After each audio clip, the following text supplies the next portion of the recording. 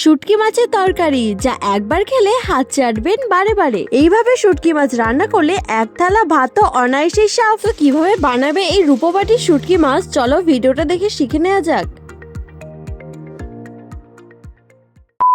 এই রূপবাটি শুটকি মাছ রান্না করার জন্য যে সমস্ত সবজিগুলো লাগবে সেটা অলরেডি আমি কেটে নিয়েছি, এবং সাথে কিন্তু এই রূপবাটি শুটকি মাছগুলোকেও বেশ ভালো করে ধুয়ে কেটে নিয়েছি।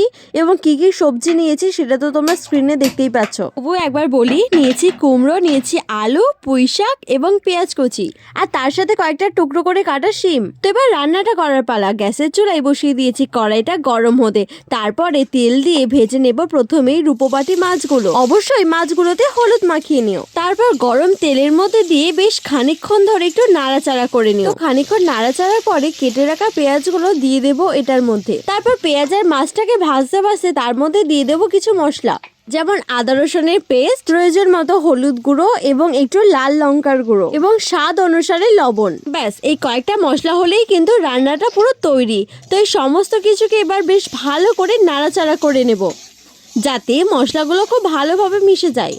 তো মশলা দিয়ে বেশ খানিকক্ষণ কষিয়ে নেওয়ার পরে কেটে রাখা সবজিগুলোকে সমস্তটাই দিয়ে দেবো কড়াইয়ের মধ্যে। এরপর বেশ ভালো করে নাড়াচাড়া করে মশলাগুলো এই সবজির সাথেই মিশিয়ে নিতে হবে। বেশ খানিকক্ষণ নাড়াচাড়ার পরে মশলাগুলো যখন সবজির গায়ে বেশ ভালো করে লেগে যাবে, তখন এটা ঢাকা দিয়ে রেখে দিতে হবে সেদ্ধর জন্য। খুব বেশিক্ষণ এগুলো ঢাকা দিয়ে রাখার একদমই প্রয়োজন নেই, কারণ বেশিক্ষণ ঢাকা দিয়ে রাখলে এটা কিন্তু সেদ্ধ হয়ে গলে যাওয়ার চান্স থাকে। তো অল্প কিছুক্ষণ ঢাকা দিয়ে আবারও ঢাকনাটা খুলে বেশ খানিকক্ষণ ধরে নাড়াচাড়া করে দিয়ে দেবো এবার জলটা দিয়ে এই তরকারিটা এবার ফুটতে দেবো। তো আর বেশি কিছুই করার দরকার নেই। এই রান্নাতে বেশ খানিকটা পরিমাণে জল দিয়ে দিতে হবে, এবং ঢাকা দেওয়ার ফলে এই জলটা কিন্তু আস্তে আস্তে সেদ্ধ হতে থাকবে এবং তরকারিটা প্রায় আমাদের তৈরি হয়ে যাবে। তো মাঝে মাঝে একবার করে ঢাকনাটা খুলে দেখতে হবে জল কোথায় গিয়ে পৌঁছেছে এবং কতটা সেদ্ধ হয়েছে আলুগুলো। তো এখানে আলুটাকে কেটে আমরা দেখতে পারলাম যে এখানে কিন্তু তরকারিটা আমাদের রেডি হয়নি, আলুগুলো সেদ্ধ হতে আর একটু বাকি।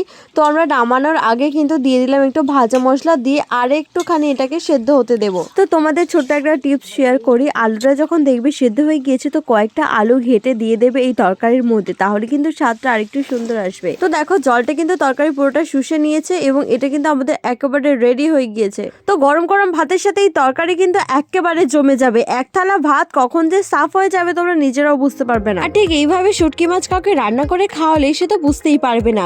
যারা বলে শুটকি মাছ খায় না, তাদের ঠিক এইভাবে একবার রান্না করে খাইও তো দেখবে হাত চাটতে বাধ্য হবে। তো আমাদের বাড়িতে সাধারণত এভাবেই রূপবাটি শুটকি মাছ রান্না হয়, তো তোমাদের সাথেও সেটা শেয়ার করলাম।